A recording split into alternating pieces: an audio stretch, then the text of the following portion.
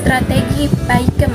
Istilah PAIKEM dikembangkan dari Agile, Active, Joyful, and Effective Learning. Untuk pertama kali di Indonesia pada tahun 1900 disebut PEAM, pembelajaran efektif, aktif, dan menyenangkan. Seiring berjalannya perkembangan manajemen berbasis sekolah MBS pada tahun 2002, istilah PEAM diganti menjadi PAKEM, yaitu kependekan dari pembelajaran aktif, kreatif, efektif, dan menyenangkan. Istilah aktif dalam PAKEM dimaksud agar guru menciptakan suasana belajar sedemikian rupa sehingga peserta didik aktif bertanya maupun mengemukakan pendapat. Kreatif yang dimaksudkan guru menciptakan suasana belajar yang beragam sehingga peserta didik tidak merasa penuh variasi informasi baru dan suasana belajar yang segar menyenangkan.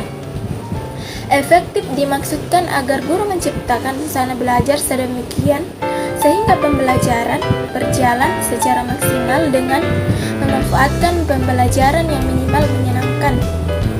PAIKEM juga merupakan singkatan dari pembelajaran aktif, inovatif, kreatif, efektif, dan menyenangkan. Pada penyebutan ini, istilah PAKEM hanya ditambah huruf I yang berarti inovatif.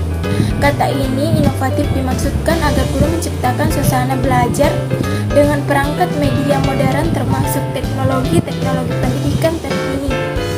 PAIKEM merupakan singkatan dari aktif, inovatif, kreatif, efektif, dan menyenangkan Islami. Pada penyebutan ini, istilah PAIKEM hanya ditambahkan huruf I di belakang yang berarti Islami. Pada awalnya, para praktisi dan akademis hanya mengadopsi PAKEM ke dalam pembelajaran ekonomi, ke pembelajaran agama, khususnya Islam. Namun dalam perkembangan PAIKEM direkomendasikan juga untuk pembelajaran umum. Hal ini dimaksudkan agar guru menciptakan suasana belajar yang religius, agamis, islami, dan spiritualis.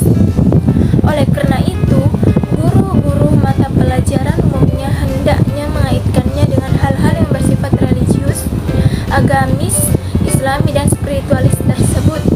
Landasan teoritis dan praktis strategi PAIKEM untuk menerapkan strategi pembelajaran PAKEM dengan baik perlu memahami asas-asas yang melandas yang terdiri dari depan asas menghafal sebagai dasar berpikir kritis. Menghafal bukan berarti tidak menggunakan pikiran dalam konteks PAKEM. Menghafal hanya sebatas mengunci ingatan untuk mengembangkan nalar kritis dan berkelanjutan. Hal ini dikarenakan hafalan mempunyai pengaruh besar terhadap kompetensi peserta didik. Peserta didik yang hafal mempunyai kekuatan untuk memperdalam pemahaman dan mengembangkan pemikiran secara lebih luas. Dengan menghafal pembelajaran, peserta didik bisa mengumumkan kembali materi pelajaran setiap saat ketika dibutuhkan. Artinya, peserta didik yang mampu menghafal materi pembelajaran dapat menangkap dengan cepat pembelajaran yang diajarkan, apalagi ketika hubungannya dengan rumus-rumus matematika, IPA, kosakata asing, berbahasa Inggris, dan sebagainya.